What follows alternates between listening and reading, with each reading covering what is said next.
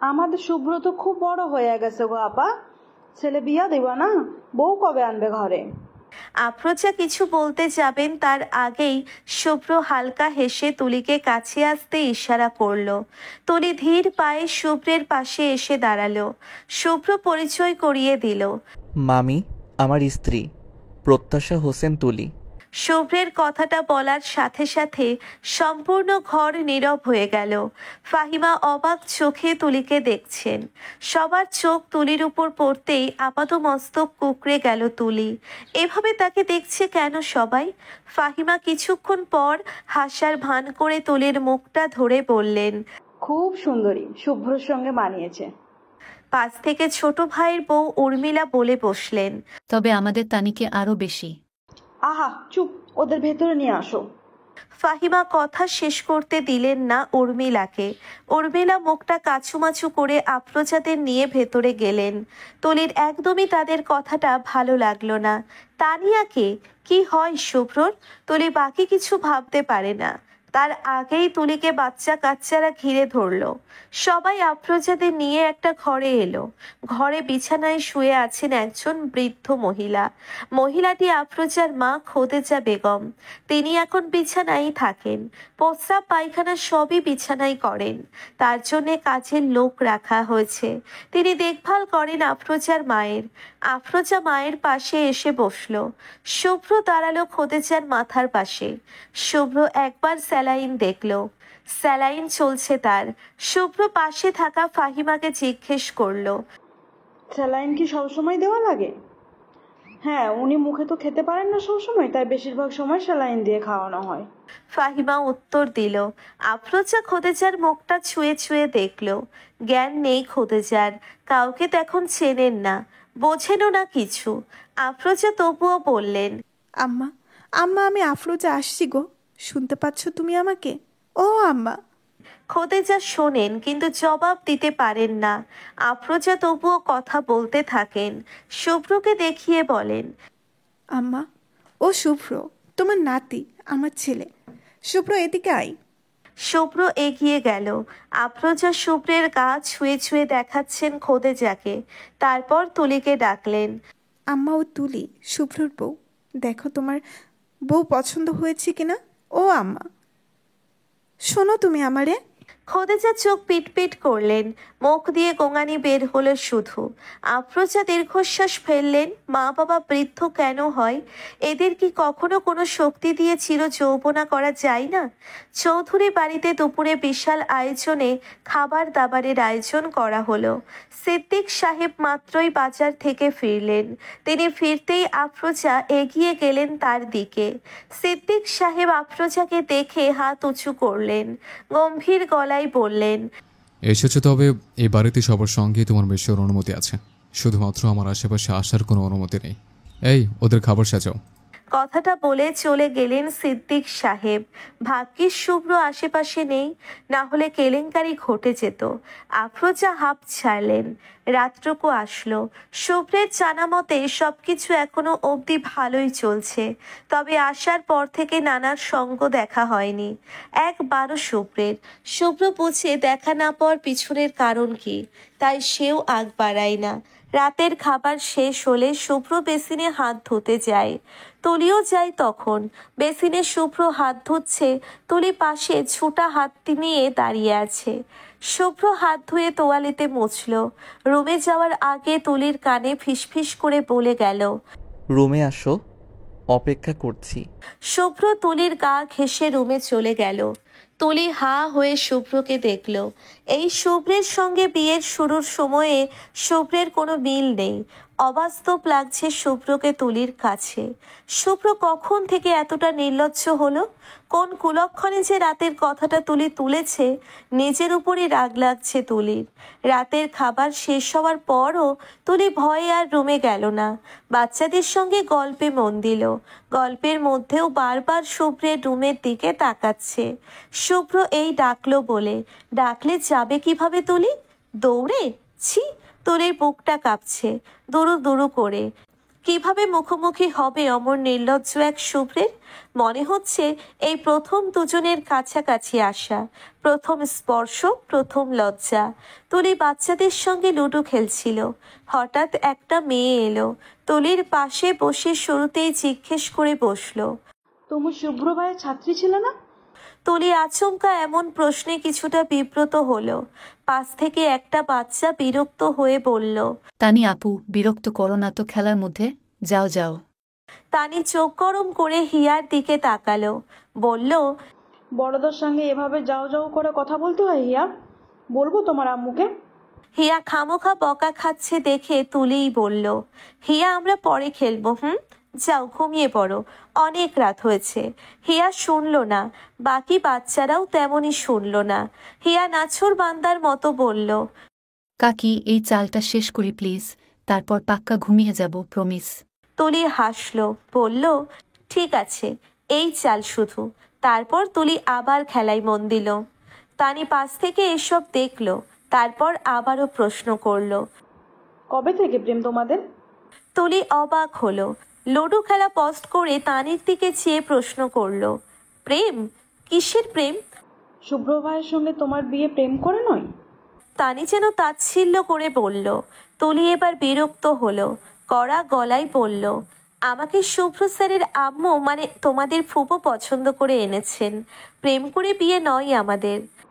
হ্যাঁ সেটাই, আগে চয়েস ছিল, তাই ফুপুও হয়তো শুভ্র ভাইয়ের মুখের দিকে চেয়ে রাজি হয়েছেন। এখন লোক ঢাকতে অ্যারেঞ্জ ম্যারেজ বলে প্রচার করছেন, রাইট? তানির মুখে তুলি এতগুলো কথা শুনে কান জ্বলে গেল মনে হলো। তুলি খেলা কোনো রকম শেষ করে উঠে দাঁড়ালো, তানির দিকে চেয়ে বলল, তোমার যা ইচ্ছে ভাবো, আমাদের বিয়ে প্রেম করেই হোক বা অ্যারেঞ্জ ম্যারেজ, বিয়েই তো হয়েছে, কিভাবে হয়েছে ডাজ নট ম্যাটার। কথাটা বলেই তুলি রুমে চলে গেল। তুলি রুমে ঢুকেই দরজায় খিল তুলে দিল। শুভ্র বিছানায় শুয়ে মোবাইল দেখছিল। তুলি রুমে ঢুকতেই শুভ্র আফসোসের সুরে শোনালো, আর এলেই কেন? রাতটা শেষ করেই আসতে। তুলি কোনো কথা বলল না, সোজা শুভ্রর পাশে বসে সরাসরি প্রশ্ন করলো, আপনার সঙ্গে এবাড়ির তানি মেয়েটার বিয়ে ঠিক ছিল? সত্যি করে বলুন। কে তানি? কার কথা বলছো তুমি? শুভ্র অবাক হয়ে জিজ্ঞেস করলো। তুলি লম্বা করে শ্বাস ফেললো, রাগটুকু কন্ট্রোল করে তারপর বলল, আপনার মামার মেয়ে, আপনি চেনেন না? না, আমি তো আজকেই প্রথম এলাম নানা বাড়ি। ওদের সঙ্গে এর আগে আম্মুর যোগাযোগ থাকলেও আমার ছিল না। কেন বলো তো? তুলি বুঝতে পারলো শুভ্র যেখানে তানিকে চেনেই না, সেখানে অযথা এসব নিয়ে কথা বাড়ানোর দরকার নেই। নিজেদের সুন্দর মুহূর্তটা একটা বাইরের মেয়ে নিয়ে ঝগড়া করে কাটাতে চায় না তুলি। তুলি নিজেকে শান্ত করলো, বিছানা থেকে উঠতে উঠতে বলল, আমি ফ্রেশ হয়ে আসি, ঘুমাবো। শুভ্র ঘুমাবো শুনে দ্রুত তুলির শাড়ির আঁচল চেপে ধরে আবার বিছানায় বসিয়ে দিল। বলল, ঘুমাবে মানে? আজ রাতে কোনো ঘুম নেই। তো রাতে কি হাডুডু খেলবেন? হ্যাঁ, হাডুডুই খেলবো। সকালে কি কথা হয়েছিল মনে নেই নাকি আমি মনে করিয়ে দিব? তুলি বুঝল শুভ্রর কথার ধাঁচ কোথা থেকে কোথায় যাচ্ছে। তুলি নজর লুকিয়ে লুকিয়ে বলল, কোনো কথাটা তো হয়নি, আমি গাড়িতে ঘুমিয়েছিলাম। শুভ্র বাঁকা চোখে চাইল, দুষ্টু হেসে বলল, আমি কখন বললাম গাড়িতে আমাদের কোনো ব্যাপারে কথা হয়েছে? অন্য কথাও তো হতে পারতো। দ্যাট মিন্স তোমার সব মনে আছে। জলদি জলদি আমার উইশ পূরণ করো, আর দেরি নয়। তুলি লজ্জায় বিছানা থেকে উঠে আয়নার সামনে দাঁড়ালো, চুলে বেনি করতে করতে বলল, ঘুমান, এত রাতে কেউ আলাদিনের চেরাগ নিয়ে বসে নেই আপনার উইশ পূরণ করতে। শুভ্র উঠে আসলো, তুলির পেছনে দাঁড়িয়ে জড়িয়ে ধরলো তুলিকে পেছন থেকে, সফট কাঁধে নাক ঘষে বলল, তুমি আমার আলাদিনের চেরাগ, আজ এই অধমের 3টি উইশ পূরণ করো প্লিজ। আমার আলাদিনের চেরাগ। তুলি অমন স্পর্শে কেঁপে উঠল, কাঁধে শুভ্রের খোঁচা খোঁচা দাড়ির ঘষা লাগছে খুব তুলির। তুলির চোখ বন্ধ করলো, মিনমিন করে বলল, কি উইশ? শুভ্র তুলির কাঁধে নাক ঘষল, গভীরভাবে কাঁধে চুমু খেলো একটা। অনুভব করলো তুলির ফিনফিনে শরীরের কাঁপুনি। শুভ্র গভীর কণ্ঠে ফিসফিস করে বলল, মজরা ড্যান্স দেখাবে আমাকে? সঙ্গে সঙ্গে তুলি চমকে চোখ খুলে ফেলল। জোর করে শুভ্রকে নিচের থেকে ছাড়িয়ে নিয়ে বলল, নো ওয়ে, আমি পারবো না, ছি। শুভ্র এগিয়ে এসে বলল, উফ তুলি, আই এম ইয়োর হাজবেন্ড, আমার সামনে কিসের ছি? তবুও ছি, আপনি আমাকে নিয়ে এসব অশ্লীল চিন্তা করেন? শুভ্র এগিয়ে এসে চেপে ধরল তুলিকে নিজের সঙ্গে, কানে ঠোঁট ছুঁয়ে বলল, বউ তুমি আমার, তোমাকে নিয়ে অশ্লীল চিন্তা হালাল আমার জন্য। তুলি পুনরায় ধাক্কা দিল শুভ্রকে। নিজের থেকে শুভ্রকে আলাদা করে বলল, আমি পারবো না, অন্য কিছু বলেন। শুভ্র তুলির এভাবে ধাক্কা দেওয়ায় ভেতরে ভেতরে ব্যথিত হলো, সঙ্গে অপমানিতও হলো। সে বোধহয় তুলিকে জ্বালাচ্ছে ভীষণ। কথাটা তোলা হয়তো ঠিক হয় নাই, তাই শুভ্র সব ভেবে আর জোর করলো না তুলিকে। মুখটা গম্ভীর করে বলল, ঠিক আছে, ঘুমিয়ে পড়ো। কথাটা বলে শুভ্র লাইট নিভিয়ে বিছানায় শুয়ে পড়ল। তুলি এখনো আয়নার সামনে ওভাবেই দাঁড়িয়ে আছে। শুভ্র কি কষ্ট পেল? হয়তো পেয়েছে, না হলে শুভ্র এমন অদ্ভুত ব্যবহার করে ঘুমিয়ে পড়তো না। তুলি দোটানায় পড়ে গেল, কি করবে বুঝতে পারল না। শুভ্র ঘুমিয়েই পড়েছিল। হঠাৎ কোথা থেকে মোমবাতি কতগুলো জ্বলে ওঠায় চোখ খুলল সে। শুনতে পেল গান বাজছে। শুভ্র গানটা শুনেই অগোচরে হেসে উঠল। বিছানা থেকে উঠে বসলো, মুখে ইচ্ছে করেই রাগ ভাব ধরে রাখলো।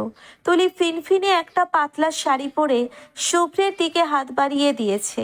শুভ্র হাত ছুল না, রাগ দেখিয়ে বিছানা থেকে উঠে দাঁড়িয়ে অন্য পাশে গেল।